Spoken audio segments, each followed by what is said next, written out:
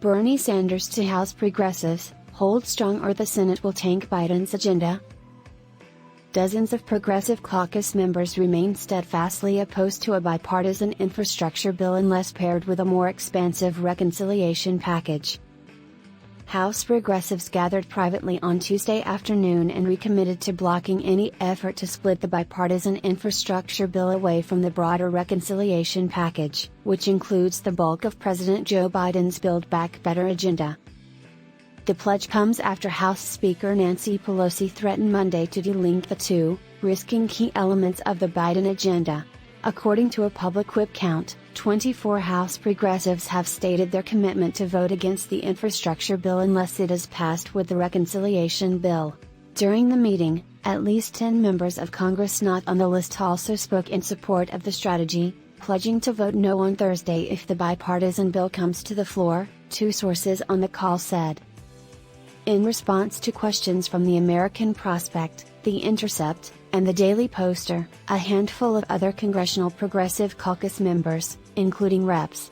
Raul Grijalva, Democrat Arizona, and Sheila Jackson Lee, Democrat Texas, pronounced themselves on the fence leading up to the Thursday infrastructure vote. In the meeting, Representative Ilhan Omar, Democrat Minnesota, the whip for the CPC, told members that she had just been on the phone with Senator Bernie Sanders, I Vermont, who warned that if progressives let the bipartisan bill go through, the Senate is unlikely to pass the reconciliation package. Two Democrats serving in swing districts made the same argument on the call, suggesting that anybody who believed the Senate would pass the reconciliation bill without its hand being forced was fooling themselves and would wind up with no concrete achievements to run on for re-election. On the call, more than 24 members spoke, with not a single one saying they would vote yes on the bipartisan bill. Representative Katie Porter of California, a so-called frontliner who represents a swing district, urged other frontliners to see the political upside in getting both pieces through, arguing that the reconciliation package would deliver immediate benefits. Those are things that will immediately begin to improve the lives of Americans and will begin to immediately improve our economy, Porter told The Washington Post in an interview Tuesday, making a similar point. Democratic members, regardless of your district's composition, this is what voters want. After the meeting, Sanders made his position public. Asked about Sanders's position, Senator Elizabeth Warren, D-Mass, told reporters on Capitol Hill she agreed with it. We had a deal, she said, referring to the party's two-track strategy that some centrists are working to upend. Porter told the Post she would oppose the bill Thursday if there's not a framework and an agreement on how we move forward.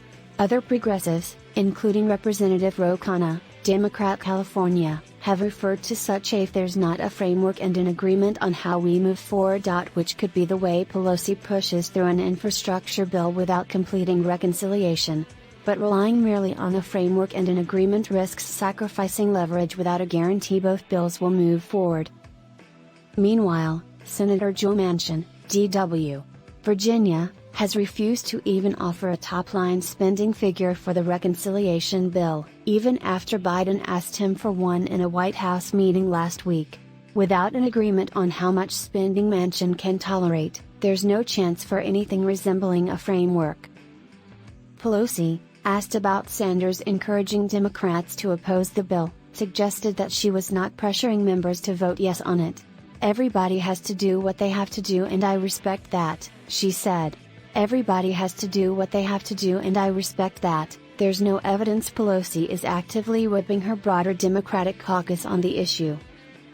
In June, when Biden split his infrastructure proposals into two separate bills in order to win bipartisan support, Pelosi promised that the bipartisan infrastructure bill would not be brought to a vote in the House without the reconciliation bill.